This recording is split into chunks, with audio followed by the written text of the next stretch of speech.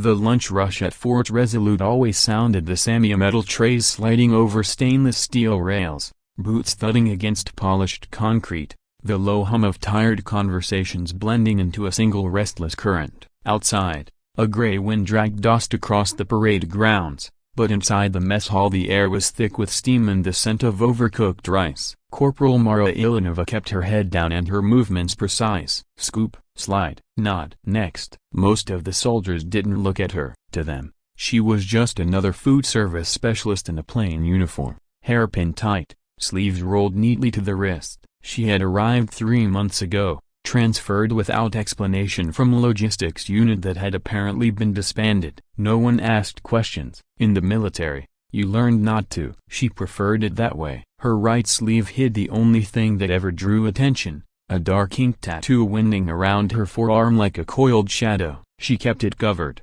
always. Regulations required visible tattoos to meet standards, but hers wasn't the problem of size or placement, it was the design. At 1,200 hours, the doors opened wider than usual. The room shifted subtly, like a current changing direction. Conversations thinned. Chairs scraped back. General on deck. The voice cracked through the noise. Instantly, backs straightened. General Arthur Hale stepped inside with 2 aides trailing behind him. He was a tall man in his late 50s, hair iron gray, posture rigid enough to shame the flagpole outside. He rarely visited the mess hall unannounced.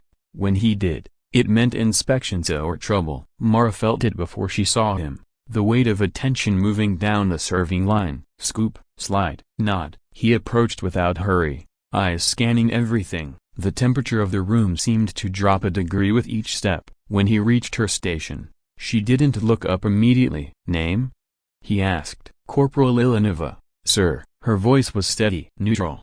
He watched her ladle stew into a tray held by a young private whose hands trembled visibly. The general's gaze lingered on Mara's sleeves, her posture, the small scar at the edge of her jaw. Roll up your sleeve, Corporal. The ladle paused midair. Sir, your right sleeve. The private swallowed. The aides exchanged a glance. Mara set the ladle down carefully. Around them, the line had gone silent. She unbuttoned the cuff and pushed the fabric back. Ink emerged in slow revelation. A black sigil encircled by faint geometric lines, sharp and deliberate. At its center sat a stylized raven, wings folded inward, talons gripping a broken spear. The tray slipped from the general's hand. It clattered against the floor, stew splashing across polished boots. No one moved. For the first time since she'd known him, General Hale looked stunned. Where did you get that? He demanded quietly. It was issued, sir. The words hung in the air. A murmur rippled through the mess hall. Issued? The general's face drained of color. He took a step back, as if the ink itself might burn him. Clear the hall, he ordered. Within seconds, soldiers were filing out, whispering, glancing back. The aides hesitated. You too, Hale said. The doors shut with a heavy thud, leaving only the general and the corporal amid the hum of fluorescent lights. He stared at the tattoo like a ghost from another life. That unit was dissolved, he said. Records sealed. Personnel a broken bar reassigned. Yes, sir. You're telling me you were part of Ravenspear? The name felt heavy in the room. She met his eyes for the first time. Yes, sir. For years, Ravenspear had been a Rumara, a covert reconnaissance unit deployed in conflicts no one publicly acknowledged. They operated beyond borders, beyond conventional rules. Officially, they never existed. Unofficially, they were the reason certain wars ended before they began. General Hale had authorized their missions, and then, after one operation went wrong, he had signed the order to erase them. You were reported missing, he said slowly. I was. Silence stretched between them. What happened? Mara lowered her sleeve halfway, leaving the tattoo visible. We completed the objective, sir. The extraction failed. We were compromised. He remembered the night. Intelligence had been flawed. Coordinates leaked. Enemy forces had closed in before air support could arrive. Your team? He asked. Deceased, she replied. A muscle in his jaw tightened. You're the only survivor. Yes, sir. The general looked older suddenly, as if the weight of those lost names had returned all at once. Why are you here?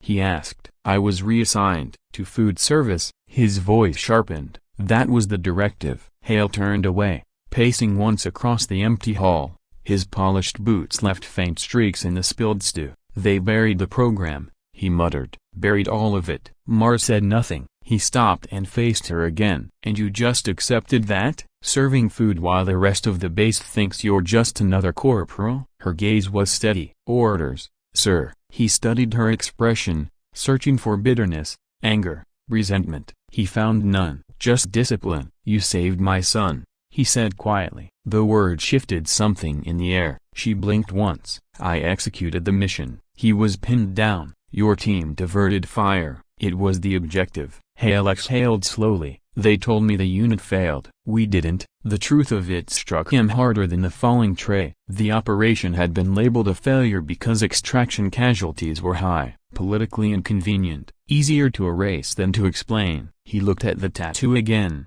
That symbol wasn't just ink. It was a promise sworn in silence. You shouldn't be here, he said. With respect, sir, I am where I was ordered. And if I change that order? She hesitated. For the first time, uncertainty flickered. Raven Spear doesn't exist, she said. Maybe it needs to. He moved toward the exit, then paused. Report to my office at 1800 hours. Yes, sir. When he left, the mess hall felt cavernous and hollow. The noise didn't return for several minutes. Mara rolled her sleeve down, buttoned it neatly, and picked up the fallen tray. By evening, the story had spread across the base like wildfire. Some claimed she'd threatened the general. Others insisted she was his secret daughter. A few swore she'd been part of Black Ops so classified even the Pentagon denied it. At 1800 hours sharp, she stood outside his office. Inside, the walls were lined with commendations and photographs. Among them hung one faded image of a younger Hale standing beside a group of soldiers whose faces were half-shadowed, ravens on their shoulders. He gestured for her to sit. She remained standing. I reviewed sealed files, he began. The mission in Carville province was sabotaged. She didn't react. Intelligence was leaked before deployment. Internal breach. That aligns with our findings, sir. You suspected that? Yes. And you reported it? Yes. They suppressed it. She met his eyes. Yes, sir. Hale's expression hardened. Raven Spear wasn't dismantled because of failure. It was dismantled because someone wanted it gone. Silence. I'm reopening the investigation, he said. With respect, sir, that may not be broken bar advisable. I don't care. He leaned forward. The question is whether you do. She considered that. I care about the integrity of the mission, she said finally. And justice? A flicker, almost imperceptible. Yes, sir. He stood and walked to the window overlooking the parade grounds. You have two choices, he said. Remain reassigned, live quietly, or help me uncover what happened. Officially? She asked. Number. That single word carried more risk than any battlefield. If we proceed, she said, we proceed carefully. He nodded once. Over the next weeks, the general's office lights burned late, records resurfaced, communication logs re-examined, transfers scrutinized, patterns emerged where there had once been chaos. A colonel had authorized last-minute coordinate changes. Funding for Raven Spear had been diverted days before deployment. Someone had ensured they would be exposed. The investigation reached higher than Hale anticipated. One evening, as Mara placed a folder on his desk, she said, they know. Whoever orchestrated it. They're watching. How can you tell? Transfers, surveillance adjustments. Someone accessed my service record yesterday. He stiffened. You're certain? Yes, sir. He sat back slowly. Then it's only a matter of time. Before they try to silence this. Mara's expression didn't change. They already did once, she said. The weight of that truth settled heavily between them. 2 days later, an order arrived transferring General Hale to a remote advisory position overseas. Effective immediately. He stared at the document, jaw tight. They're moving fast, he muttered. Mara stood across from him, hands clasped behind her back. You can still step away, he said. No one would blame you. I gave an oath, she replied. He nodded slowly. So did I. That night, Hale convened a closed meeting with 3 officers he trusted implicitly. Evidence was presented. Allegations carefully worded, enough to trigger a formal review beyond the base's control. The following week, an inquiry team arrived from Central Command. The colonel at the center of the coordinate change was placed on administrative leave pending investigation. Whispers turned into headlines within military channels. Ravenspear's existence was quietly acknowledged and never publicly, but within corridors where decisions mattered. On a gray morning much like the day it began,